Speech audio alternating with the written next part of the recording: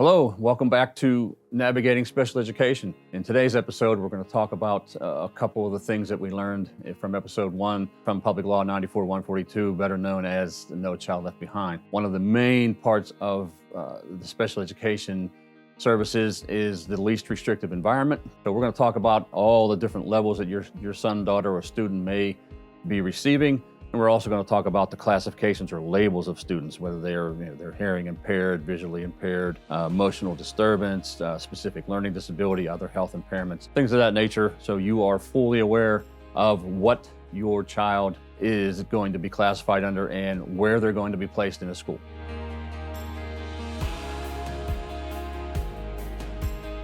Good day to you. Let's welcome you to Navigating Special Education, episode 2. And today we're going to talk about special education environments and categories. And we're going to revisit some of the stuff we talked about in episode 1, which just a quick recap. I introduced myself. Once again, my name is Mark Jones, special education teacher for a long, long time. We talked about Public Law 94-142. We talked about Forrest Gump a little bit. We talked about Geraldo Rivera revealing some atrocities and getting the law eventually passed in 1975 for 94-142. And so today we're going to talk about least restrictive environment in a little bit of length. And then we're going to get into the disability categories in special education. So let's jump in with special education 94-142 law, and just review quickly the 6 basic principles, with the first being FAPE, free appropriate public education. Second is non-discriminatory evaluations. Least restrictive environment, we're going to focus most of our time today. The IEP process, parents have rights in the IEP process, and the due process. And for those of you who didn't see the last episode or need to know, 1994-142 was put into law in 1975. It has since been renamed either IDEA, Individuals with Disability Act, Education Act, or No Child Left Behind. Been amended several times since 1975 and 1986, 1990, 1997, and 2004. So today we're going to focus here at the LRE, the least restrictive environment in education. So we're going to jump here and we're going to talk about this for a little while here because this is a very, very important part of your child's educational experience. And as a school system, you have to have a lot of things in place to handle these different environments. So the top there, it says least restrictive environment, LRE, describes a student's educational placement in relation to their non-disabled peers.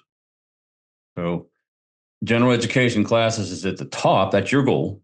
You want a student to be in all general education classes if possible. And that's where the non-disabled peers part of that comes into play. General education classes are your basics, your 4 basics, math, English, or reading in elementary, science and social studies. And then you're going to have electives thrown in there for your middle school up through high school students also. That is the general ed classes. They do follow federal and state learning standards.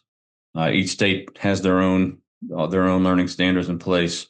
The federal Department of Education has learning standards in place, and students are expected to reach those.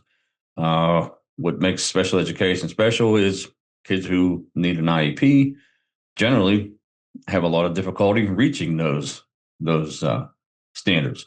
So there's a gap between where they're at age-wise, cognitive ability-wise, and the standard. So special education can be used to close that gap.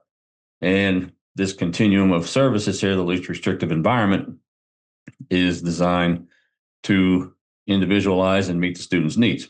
So after general education classes with no supports, we then go to an inclusion model. Inclusion usually is when a special education teacher supports within the general ed classroom. You're going to get team teaching between a general education teacher and a special education support teacher. This is probably the most prevalent, the most optimal type of service out there. You get your quote unquote expert teacher, specifically in the middle school through high school. You're going to have, in science, you're going to have biology, you're going to have chemistry, you're going to have physics, you're going to have earth science. There's going to be a number of different experts teaching these contents. In math, you're going to have algebra 1, algebra 2, geometry, some pre-algebra stuff, some trigonometry, and there are people specifically certified to teach those. And for children with IEPs in an inclusion setting, the special education teacher can go in and team teach with that general ed teacher, and the IEP will be written in a manner that the kid is supported within the general education classroom. Generally, it is going to be your children with learning specific learning disabilities that are going to get this service. The next step in the least restrictive environment, following general ed inclusion, is going to be a resource room. And in a resource room, students are pulled out of their regular classes to meet with a resource teacher, once again, to address specific learning disabilities.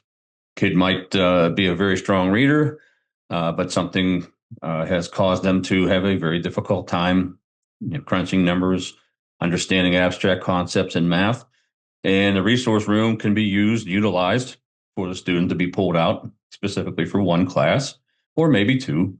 And this is the next logical step in the least restrictive environment. Following that, you're going to get into more of a situation in the next category, which is self-contained.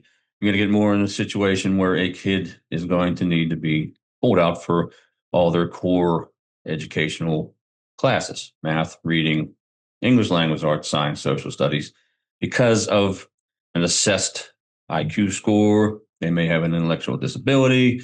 They may have multiple disabilities, and these are usually found within the general education. The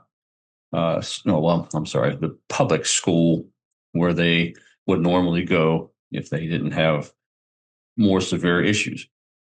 So a self-contained classroom, students are taught by special education teachers with other special education students only. So this is a complete pullout from the general ed curriculum. And there are alternative curriculums in place in every state. No, I don't want to say every state. I know here in the state of Pennsylvania, there are alternative standards set for students with IEPs and intellectual disabilities to follow. These are going to be more of your life skills students, students with IQs 70 and below. We'll get into, once again, the different categories here in a little while and cover that so you understand what a child brings or what a child's category or identification is. And it also is very much interwoven with this least restrictive environment situation we're talking about. So felt it was vital we talk about this first. So after the self-contained classroom, you're going to move out of the public school building and you're going to go to separate schools. Students attend schools specifically for students with disabilities. The current school I'm teaching in is a school that serves students with autistic support diagnoses and emotional support diagnoses. So when you write their IEP, you're going to note in there that they have an emotional disturbance or they have autism. And these schools are needed. These schools are necessary to serve the needs of students with emotional disturbance, severe categories of disabilities, physical. Some children with that have hearing issues, vision issues, are served better and more proficiently in separate schools. The school I'm in, some of the children are there because their behaviors are very difficult to deal with, where they become verbally abusive, physically abusive. Uh, they're sometimes going to be. They get so upset that they may destroy some property within the building. They get into situations where they lose control of their temper, lose control of their emotions, and in a public school setting, not that they aren't prepared or capable of dealing with that. It's just it is a very, very loud thing that happens sometimes, and the kids are better served in a place where it's safer. The staff are specifically trained to deal with the overt behaviors, the physical aggression, the verbal aggression, uh, the behaviors that are associated with some children classified as autistic and emotional disturbance. And these schools are specifically geared to handle these situations and allow the children to still go after reaching the standards from the state or the alternative standards from the state. And they're going to be able to provide the students' needs in a place that the students. And I've seen students in these programs really thrive because the public school setting is just not the best fit for them. And sometimes these placements in these schools will come from a parent insisting on it that they want their child placed, or the school also has that option of placing their child in it. Some students come after being possibly expelled from a school for a severe incident, where and these schools are prepared to handle these situations. At the bottom, the most restrictive environment is going to be a residential placement where students permanently reside at their school for special needs, and um, these are placed. This is the absolute most resident or most restrictive placements. Some students with some mental health issues may end up in a hospital setting for either a short period of time or an extended period of time. And they need to be placed residentially, either sometimes by a judge or a magistrate or a county service related service agency. Um, there is a need for places of this nature, and these are sometimes very difficult places for children to be, sometimes very difficult places to work. I worked at a residential treatment facility for a year as a teacher, but I did work on the residential side also, and it can be very trying, very, very difficult to navigate working in a place of this nature. So on the left side there, you see once again least restrictive. The student is placed with mostly general education students. To all the way to the bottom, the students in place with mostly other special education students. It's the most restrictive. In the IEP, which is another, going back to this, is another part of Public Law 94-142. The IEP has to be in place. You were right. There's a section that deals with the least restrictive environment, and for children below this part here, where they go into separate schools or residential placements, there are specific boxes to check, and there are specific things that have to be written in there as to why the child is placed there, and what the name of the facility is. Is it there's a place to check on there. Is this the school where the student would be usually would be normally attend if they weren't classified under special education, and then you have to put specific data and information in there for those IEPs. So just again, a quick review of least restrictive environment. Very important part of the IEP process, a very important part of your child's educational experience. And back to this, you are entitled to due process. You have rights. Your child has rights. So the IEP drives the whole deal. And you as a parent have rights. You have due process at your your request. And the FAPE, once again, is the free appropriate public education for children. Prior to 1975, this was not an option. Prior to 1975, if your IQ was 75 or below, in some states 70 or below, these two options here, separate schools and residential placements, were what you had. That's it. Up above here is what Public Law 94-142 gives you, what it gives your child. It gives them those options. So there's your least restrictive environment. The next part I had mentioned when we started, we're going to talk about the different disability categories in special education. So I'm going to share this here. Okay. I'm sorry. Wrong problem. Wrong item. I want to share this. Okay. According to PDE, which is, I live in the state of Pennsylvania, so Pennsylvania Department of Education, special education disability categories. The Pennsylvania Department of Education provides a comprehensive understanding of the special education disability categories under the Individuals with Disabilities Education Act, IDEA. Here are the key categories. First, intellectual disability. It includes conditions such as Down syndrome and autism. So when I bump back here, we're going to talk about, first off, the intellectual disability. I'm going to give you a little bit more information on what it actually is. The big word here that is can be very offensive to people.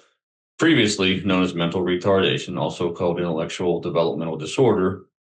Intellectual disabilities is a term used when a person has significant limitations in mental functioning and in skills such as communicating, taking care of him or herself, and social skills. These limitations will cause a child to learn and develop more slowly than a typical child.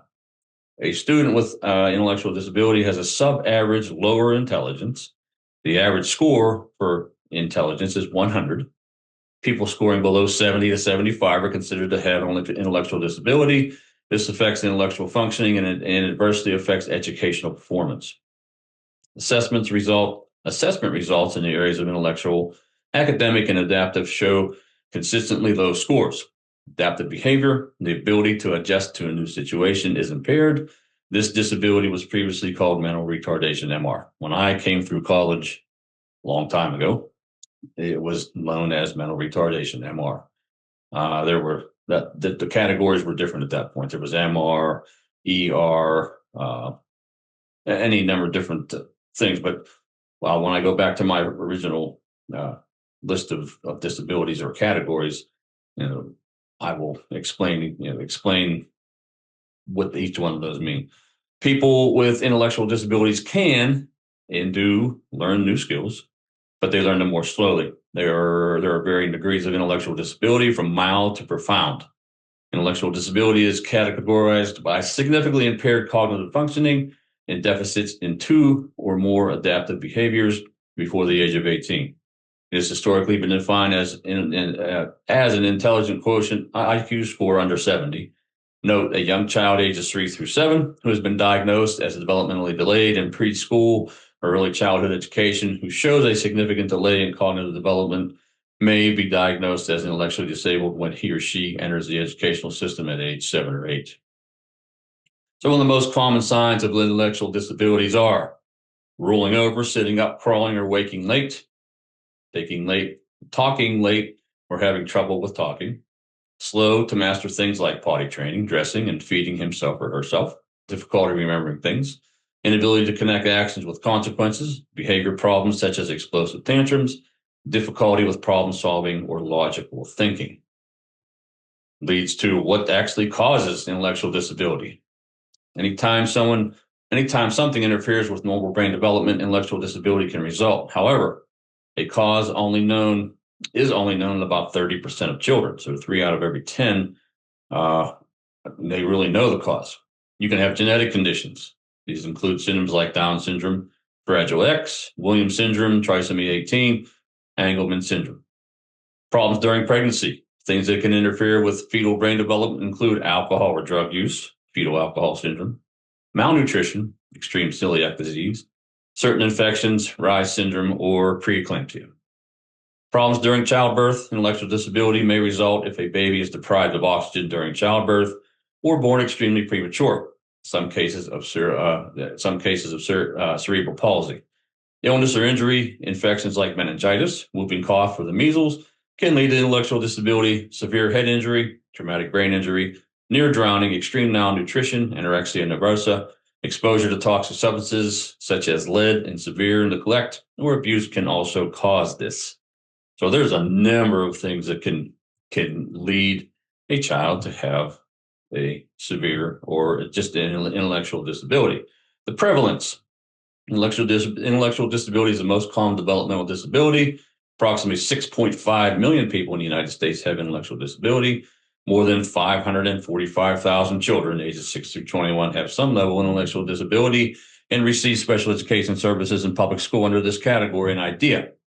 The nation's special education law, in fact, 1 in every 10 children who need special education have some form of intellectual disability. We will talk later on how to respond to it in a further episode. I just want to get you introduced to the different categories at this point. I'm going to bump back here. Second one, hearing impairment, covers deafness and hearing loss. That could be something that is congenital, where it's there when a child's born. You have some sort of malformation in the nerves or the eardrums with a child. It could also be caused by being exposed to loud noises often. So children with hearing impairments are covered under IDEA. They are covered with an IEP because they obviously are not going to be able to access and learn, quote unquote, the same as other children, but there are definitely things out there to address these things, to be able to address the needs of a hearing impaired child. Sign language, communication devices, any number of different things. And we can talk further about that at a later time. Next is speech or language impairment. This includes speech disorders and language disorders.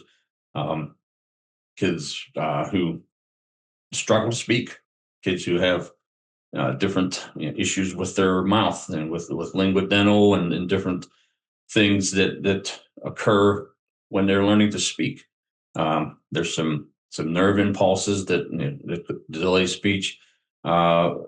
Speech and language impairment is highly prevalent, highly correlates with autistic children. I'd say a large percentage of IEPs are going to carry some sort of speech and language impairment, especially when the children are young. Usually speech and language services become dismissed later on as children grow and get through their schooling and learn to read more fluently and speak and communicate. But early, this is one of the main parts of early intervention services for speech and language impairment. One of my own children had that, and it made a huge difference in his life. Visual impairment. This includes blindness and visual impairments, obviously. The ability to function in an educational setting is very, very difficult with a visual impairment. You have your braille books. You'd have to have one-on-one aid for most of these children.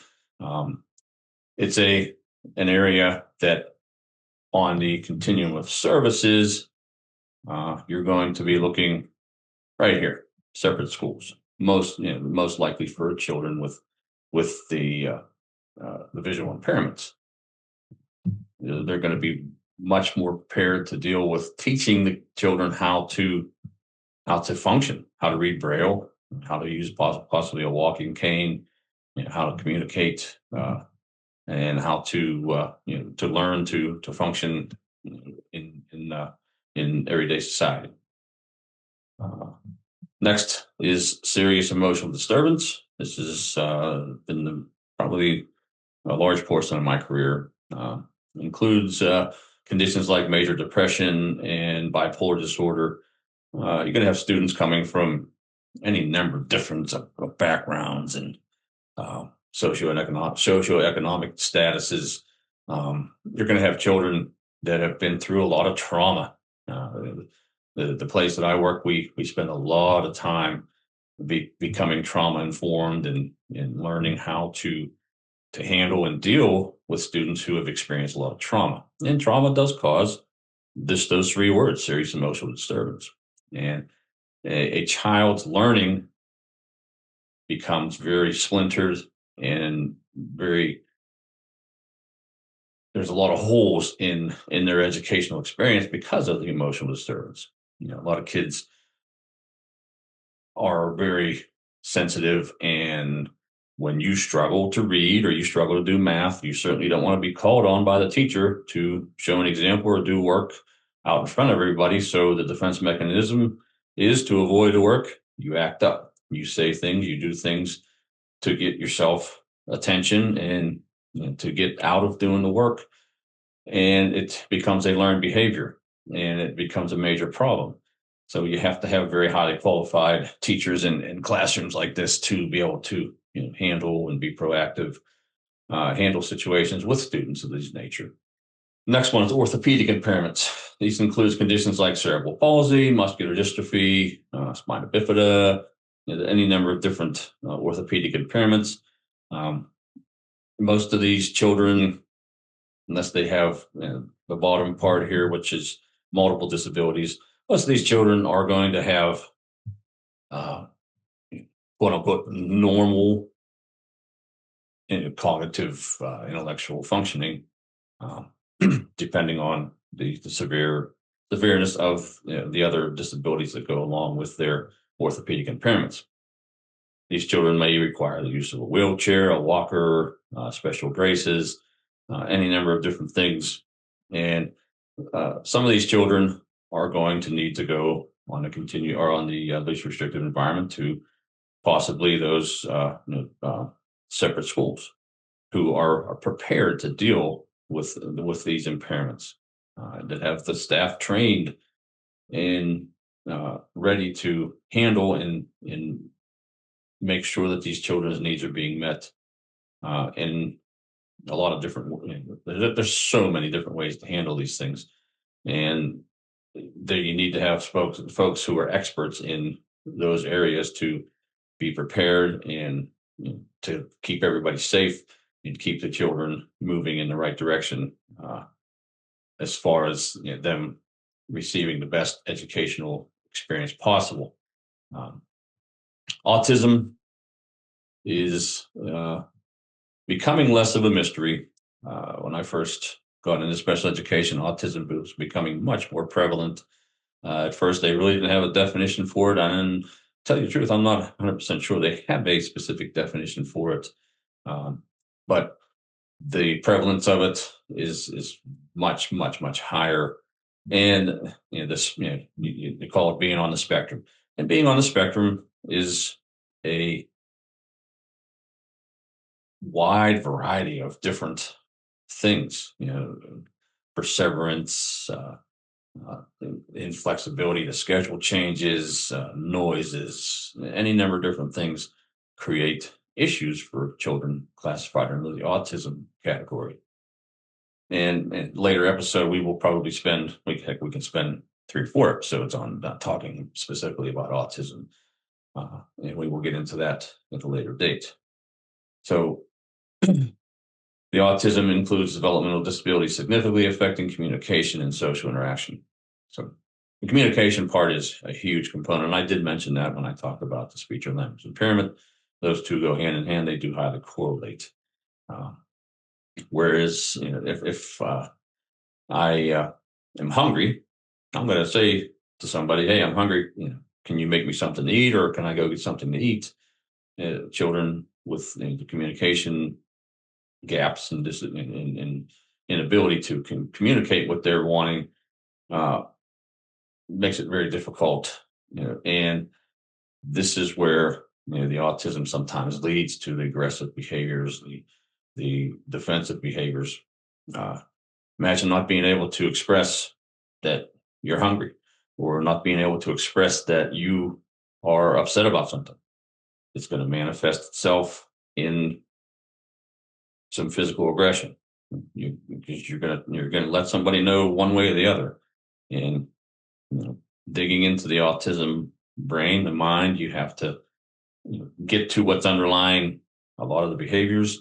And once you figure that out, it becomes a much easier task to make those kids comfortable and make them have a much more positive experience in schools and in home and everywhere they're at. Next category is traumatic brain injury. This includes conditions resulting from head injuries, car accidents, a bike accident, just a fall down the steps. I've coached football for the last 40 years, and I've seen some unfortunate situations where kids have had traumatic brain injuries, and they end up in needing special education services. And at one point, I had a student that ended up with a fever that almost caused the end of his life, unfortunately. But the fever was so high for such a long, extended period of time that it caused a traumatic brain injury and just changed the direction of his life forever. Those are that's sad and unfortunate situations, but you can't sometimes control what happens in the daily life of people, and when they get to a certain part of life where you might be getting a little more daring, riding an ATV or a bicycle or a dirt bike, or you get your first chance driving a car, you can have a traumatic brain injury, and it just will change your life forever. Next section is other health impairments. These include conditions like epilepsy and asthma, and also ADHD. You don't see ADHD on here. Children are not going to qualify for special education services with just ADHD. So I hear a lot of kids say, "I have ADHD," and that's my problem. Well, not necessarily. Under the law, under what they look at, other health impairment includes ADHD. So I'm going to show you this here. All right. This is pulled from adayinourshoes.com.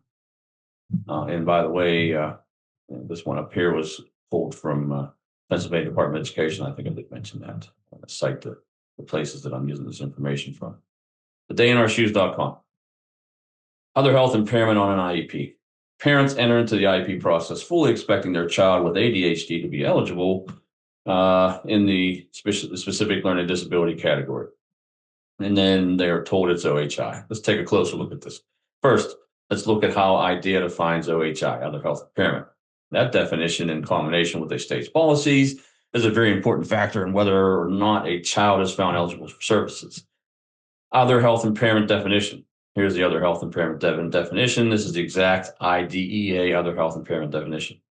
Other health impairment means that having limited strength, vitality, or alertness, including a heightened alertness to environmental stimuli, that results in limited alertness with respect to the educational environment. That is due to chronic or acute health problems such as asthma, attention deficit disorder, or attention deficit hyperactivity disorder.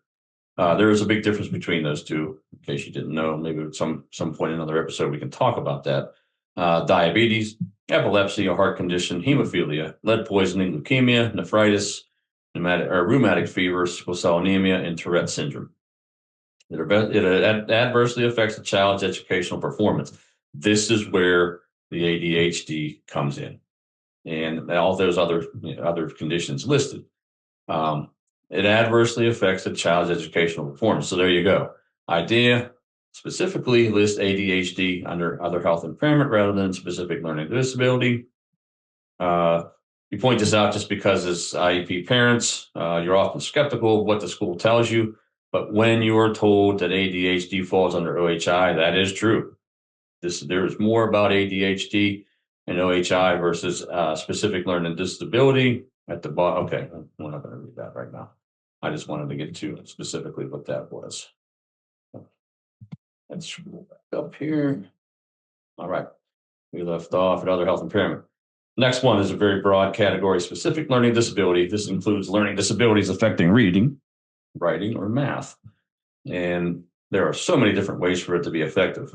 Affected in reading, you're going to be affected in fluency, which is your ability to read the words, your decoding skills, your comprehension, your ability to infer, your ability to sort of read between the lines, your vocabulary ability, your spelling ability.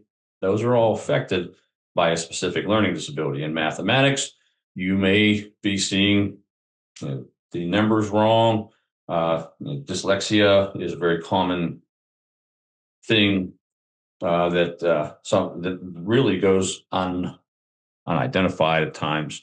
But I see kids flipping numbers all the time, and early on, that's a common thing. But you get up into the 4th, 5th, 6th, 7th grade, and kids are still flipping numbers. You got to be looking very closely at dyslexia and other things that are affecting them. In math, there's a lot of and when you get into your algebra, you're going to get into adding variables, numbers, variables or letters to numbers, and all those different combinations. It's very abstract, and it becomes extremely difficult for children to sift their way through that. Writing could be a physical problem with gripping the pen, could be a dexterity type problem, could be a visual problem when children are writing. I focus a lot in my classroom on telling them shrink your writing, fit it into the space. Use your brain to visualize what it's going to look like, what the word eat's going to look like if you write it smaller. And some children, their brains just do not function that way. And that's where your occupational therapy is going to come in and help to handle those types of situations. So specific learning disabilities are very prevalent, and we're going to talk about that. How the 3 methods of learning disability identification. The 3 methods of SLD identification are ability achievement discrepancy, response to intervention, and patterns of strengths and weaknesses. Let's focus here for a minute. Ability achievement discrepancy. Okay. When you're given an IQ test or you're given an ability test, you got to hope that score is very valid. You got to hope that score gives you a valid look at how the student learns and what their strengths and weaknesses are. And the gap in between their assessed ability and where they're actually at is what defines a specific learning disability. If they're in a 5th grade, or let's say a 2nd grade class, and the material being presented is at a 2nd grade level, and the student can't even, really can't read fluently at all, there's a gap there, because you want a student by the end of 2nd grade or in mid 2nd grade to be able to read, know how to read, because the flip is, kindergarten, 1st, 2nd grade, you're learning to read. The rest of your life, you're reading to learn. So if you don't get that learning to read part down, the struggle is going to be real for kids for a long time. So there's an achievement ability discrepancy that occurs that causes that specific learning disability. So here we go. Because learning disabilities often present as difficulty acquiring at the academic skills, despite evidence of typical intelligence, ability achievement discrepancy, AAD, was a preferred method of SLD identification for many decades. AAD defines an SLD as a discrepancy between an overall intellectual ability score and academic achievement. This method typically identifies students with average or better overall cognitive ability and below average academic skills. Specific cognitive processing skills are not necessarily identified. So that's what I just pretty much described there prior. You're going to have the assessed ability, and then you're going to have the achievement. And if there's a gap in there, well, how do we close that gap? We are in general education curriculum. Here's the standard. Here's the kid's ability. There's a gap there.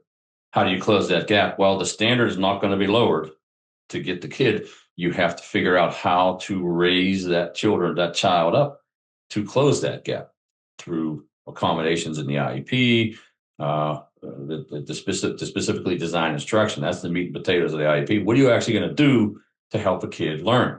Are you going to read it aloud to them? Are you going to have it on the content they're reading, put into a reader so it reads it to them? Because some kids have receptive reading abilities, but they can't read the words on their own. When they hear somebody tell it to them, their comprehension might be 100%.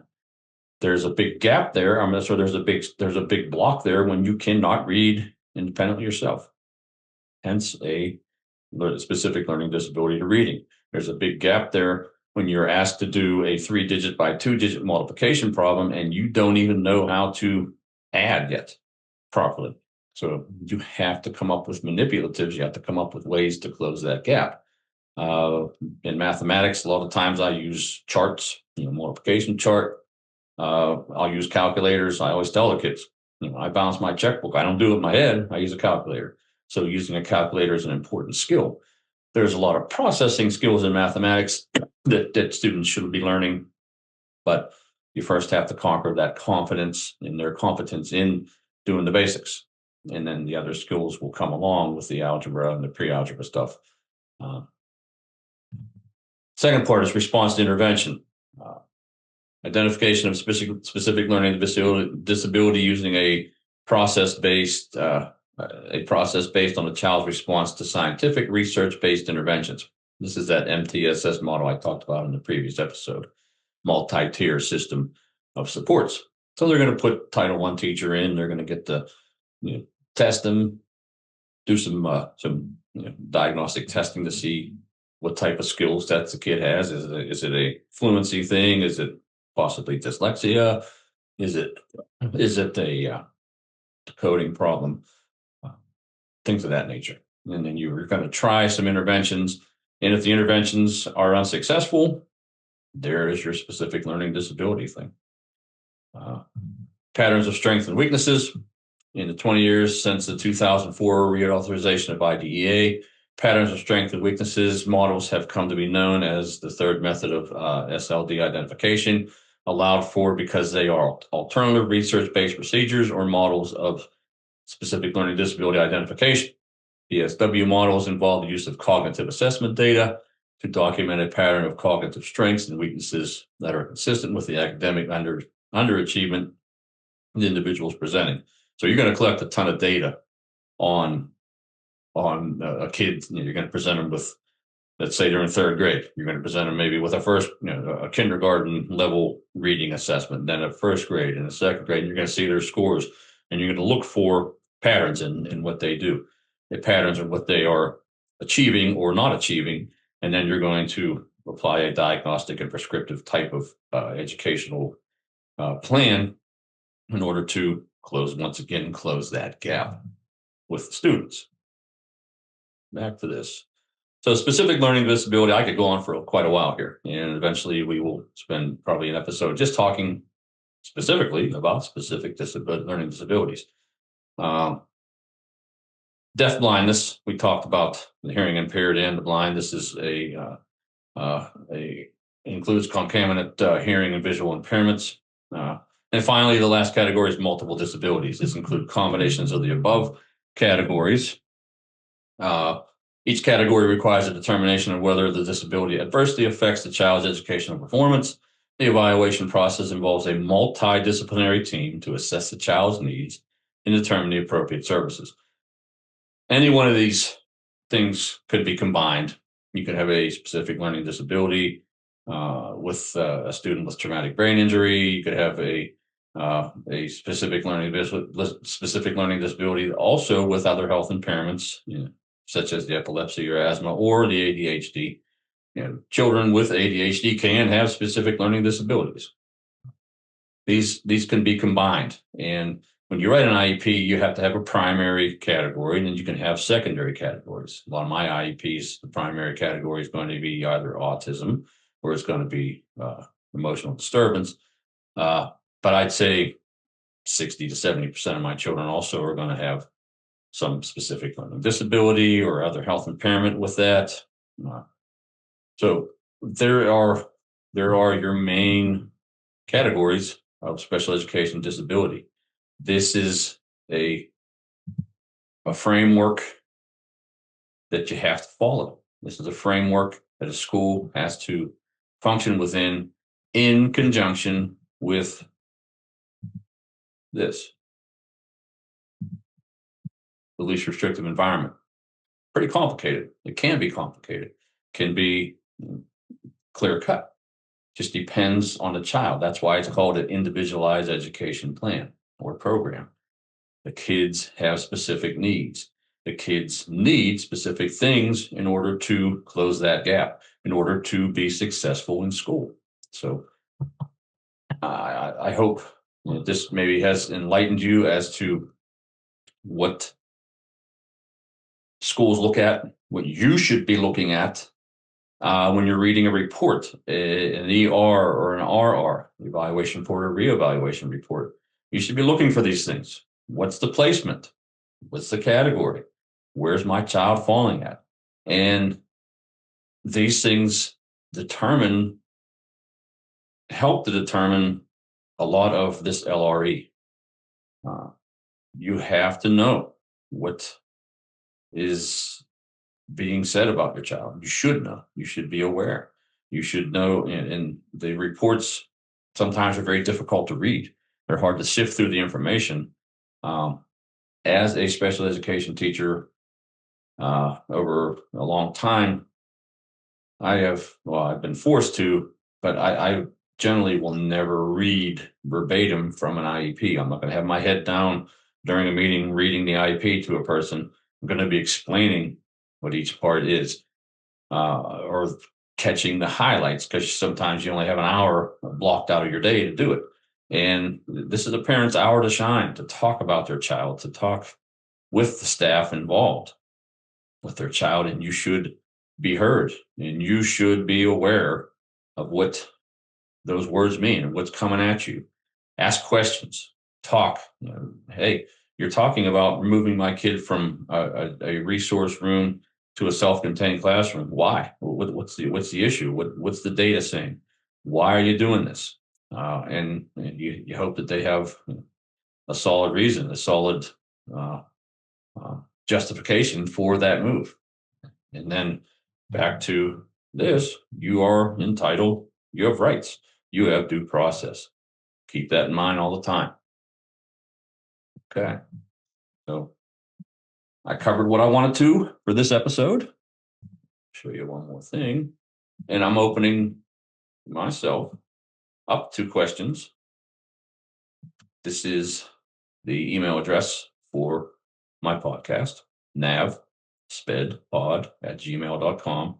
If you have any questions, concerns, things you want to talk about, things you might need some direction on, I will certainly take the time to read every email, get back to you. I may ask for your permission to maybe possibly share some information on here about it, because it might be a question that a couple hundred people, a couple hundred parents or 5 or 10 parents or whatever want to know. And I said in the first episode, I'm looking to help people with information, confirmation, and affirmation.